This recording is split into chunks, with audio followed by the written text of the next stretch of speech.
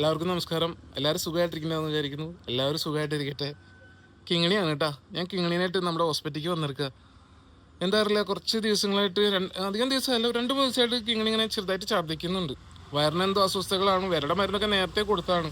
അപ്പിടാനൊക്കെ ബുദ്ധിമുട്ട്, കുറച്ച് അസ്വസ്ഥതകൾ. നോക്കുമ്പോൾ ഇന്നലെ ഞാൻ വരുമ്പോൾ അപ്പിടാൻ വേണ്ടി ഇങ്ങനെ ബുദ്ധിമുട്ടി നിൽക്കുകയാണ്.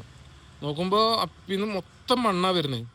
അപ്പി വരുന്ന പോലെ മണ്ണാണ്. ഞാൻ പ്രസ് ചെയ്തിട്ട് കറക്റ്റ് കുറേ മണ്ണുകളായിരുന്നു വന്നത്. കാരണം മണ്ണ് തിന്നു ശ്രദ്ധിച്ചില്ല. അപ്പോൾ എന്തായാലും ഹോസ്പിറ്റലിലേക്ക് വന്നിരിക്കുകയാണ്. സാറ് സർജറിയിലാണ്, നോക്കട്ടെ. നിങ്ങൾ ശ്രദ്ധിക്കുക, നിങ്ങളെ മക്കൾക്ക് എന്താ പുറത്തിറങ്ങിയിട്ട് മണ്ണൊക്കെ തിന്നേണ്ടത് ശ്രദ്ധിക്കുക. സാധാരണ വേറെ ഇഷ്യൂസ്, വയറിൽ എന്തെങ്കിലും അസ്വസ്ഥതകളൊക്കെ തോന്നുമ്പോഴാണ് അവർ മണ്ണൊക്കെ തിന്നാൻ ശ്രമിക്കുക. മണ്ണ്, സിമെൻറ്റ്, പ്ലാസ്റ്റിക്, നല്ല വേറെ ഇതുണ്ടാകുമ്പോഴാണ്. അപ്പം ഞാൻ എന്തായാലും ഒന്ന് ഹോസ്പിറ്റലിൽ കാണിച്ചിട്ട് സാറ് ഇതിന് വേറെ മരുന്ന് മറ്റെന്തെങ്കിലും മരുന്നുകൾ കൊടുക്കാൻ തീരുമാനിച്ചിട്ടുണ്ട്. അപ്പം ഞങ്ങൾ വെയിറ്റിങ്ങിലാണ്. ഇല്ലെങ്കിൽ ഇങ്ങനെ സ്വത്തില്ലേ, ഇങ്ങനെ സ്വത്ത്